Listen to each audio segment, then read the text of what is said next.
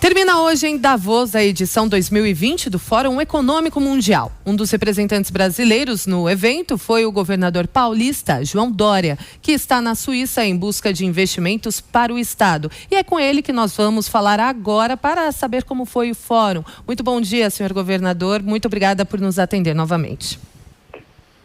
Bom dia, Kalina. Bom dia, Tiago. Bom dia, Marco Antônio Villa. Bom dia, ouvintes da Rádio Jovem Pan. O governador, já temos números, mais de 10 bi em investimentos possíveis aqui em São Paulo, número em primeira mão para os ouvintes internautas, é isso? Na verdade, Tiago, nós temos 17,2 bilhões de reais de compromisso de investimentos de 6 grandes empresas nos próximos 4 anos, notadamente na área de infraestrutura e serviços. Eu posso nominar a Bracel, a Neo Energia.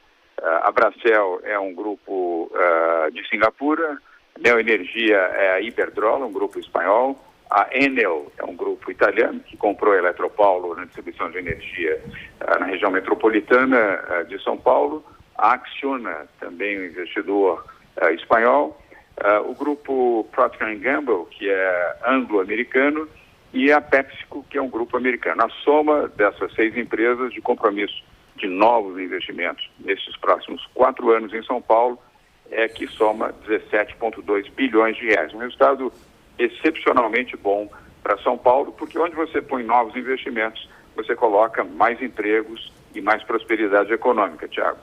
Professor Villa. Bom dia, governador. Villa. A questão do meio ambiente, certamente, pelo que eu acompanhei, né, pelo noticiário, foi tocado, é uma questão importante, foi discutida em Davos.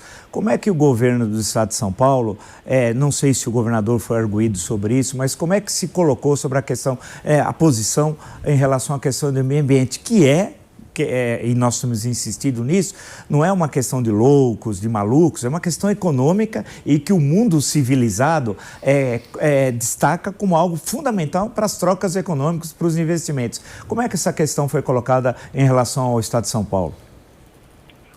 Villa, primeiro quero dizer que você está absolutamente correto, tanto na sua interpretação quanto na informação. O grande tema do Fórum Econômico Mundial, na sua versão de número 50, foi o climate control, foi o respeito ao meio ambiente e à sustentabilidade, foi o que permeou todos os debates e todos os encontros de Davos, que se encerra hoje, como disse a Kalina. Portanto, foi um eixo central.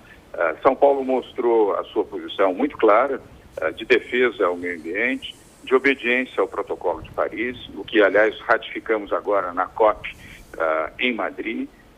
O controle também ambiental. São Paulo não tem desmatamento, ao contrário, São Paulo tem um histórico recente e muito positivo de aumento da sua capa verde, e teve um testemunho nosso, que aliás o mercado já sabia, mas que foi muito aplaudido, Villa, em Davos, foi quando nós anunciamos que a maior concessão rodoviária do país, a PIPA, que vai ligar Piracicaba a Panorama, e que foi objeto de leilão na primeira semana deste mês de janeiro na Bolsa de Valores de São Paulo e bateu recorde, ela já obriga o novo concessionário a ter carbon free, ou seja, zero carbono, zero emissão de carbono.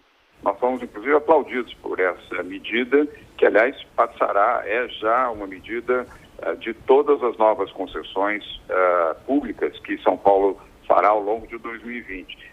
Foi tido por Davos como um bom exemplo de ação pública, Villa. Governador João Dória, pergunta de José Maria Trindade, de Brasília. Zé Maria. Salve, muito bom dia, governador. Bom dia, Zé Maria.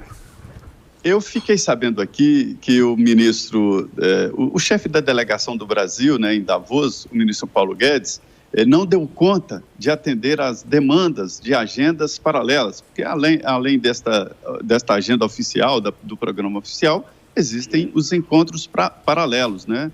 E isso, segundo me informaram, é uma demonstração muito clara de que existe no mundo uma, não diria curiosidade, mas uma tentativa de conhecer melhor o Brasil e até intenção de investimentos novos. O mundo hoje vive uma fase de liquidez diante de juros baixos e isso é favorável a novos investimentos e dinheiro bom que vem para a infraestrutura. Governador, o senhor sentiu isso e o senhor também manteve contatos paralelos aí com representantes de empresários que querem investir no Brasil? É verdade. Nós fizemos 34 encontros entre segunda-feira e hoje em Davos. 34 encontros, 10 a mais do que fizemos no ano passado, quando eu estive também aqui em Davos, já como governador recém-eleito de São Paulo. Estes encontros são encontros muito objetivos. Aqui em Davos não tem tempo para bobagem, para besteiras, para perda de tempo. Os encontros são, professor Vila, tem 15 minutos, tem cronômetro, como cabe bem, aliás, aqui na Suíça, é quase um pitch. Você tem que colocar de maneira clara quais são os seus objetivos de lado a lado e depois tem a sequência das conversas pós-Davos. Mas foram 34 encontros e eu posso afirmar a vocês, da Maria Trindade, São Paulo está muito bem na comunidade internacional, graças a uma política liberal de economia, graças também à boa conduta que tivemos nos primeiros 12 meses desse ano, para o setor privado, menos Estado, mais privado, ao início do programa de privatização, que foi bem sucedido em São Paulo, os primeiros leilões com grande sucesso. Também devo mencionar muito prestígio na referência do ex-ministro e o nosso secretário da Fazenda, Henrique Meirelles, que é muito querido e muito respeitado pelo mercado internacional. Então, eu posso afirmar com muito orgulho, São Paulo brilhou em Davos nesses 5 dias. Isso mesmo, governador. Inclusive, era sobre isso que eu queria perguntar para o senhor. Há pouco o senhor respondeu para o Tiago todos os negócios que foram feitos e eu queria saber se atingiram as expectativas do governo do Estado. Se era isso mesmo que vocês pretendiam? Superou. Kalina, nós tínhamos aqui eu sempre estabeleço objetivos, metas, para tudo no nosso governo. Aliás, como faz o setor privado, o governo faz também. Objetividade, metas a serem cumpridas e prazos a serem cumpridos. A nossa meta era chegarmos a 10 bilhões de reais de novos investimentos confirmados aqui em Davos. Superou quase o dobro, foi a 17,2 bilhões, são investimentos que estão confirmados e que serão realizados dentro dos próximos 4 anos, mas principalmente nesses próximos 3 anos, incluindo este ano 2020. Professor. Governador, eu lendo sobre a atuação aí do governo do Estado em Davos, eu vi uma notícia, eu falei, poxa, se isso for verdade, que eu só acredito vendo, né? Ou seja, que a empresa elétrica que administra aqui a eletricidade no Estado, eu não estou sendo absolutamente correto na denominação, mas o espírito é esse, ela vai enterrar a fiação, né? A fiação suspensa, que é uma das coisas mais pavorosas que nós temos em São Paulo. E eu tenho falado isso aqui diariamente. Será que isso vai ocorrer mesmo ou é só quimera, conversa em final de dia? Ou nós teremos finalmente uma cidade que não vai ter essa coisa horrorosa, lotada de calçadas de postes, fiação com 40... Outro dia eu contei num poste, tinha 55 fios no poste. Será que nós vamos tirar tudo isso daí e voltar a poder ver e não ter essa coisa feia, horrorosa, que tais problemas também no momento das chuvas? Como é que isso vai ficar? Ô Vila, é feio, horroroso e é um símbolo de subdesenvolvimento. Mas você é a primeira pessoa que eu conheço que contou o número de fios. É um fato histórico. A primeira pessoa. Não, porque era tão feio aquele poste. Haja paciência para fazer isso. Mas agora, voltando a falar aqui seriamente, a empresa é a Enel, é a empresa italiana que comprou a Eletropaulo.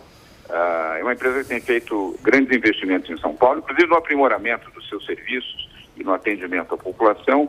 Mas o presidente mundial da Enel anunciou, e eu coloquei isso nas minhas redes sociais, ele fazendo um anúncio, um investimento de 200 milhões de dólares nos próximos 3 anos para a utilização de fibra ótica e a eliminação de fios e postes.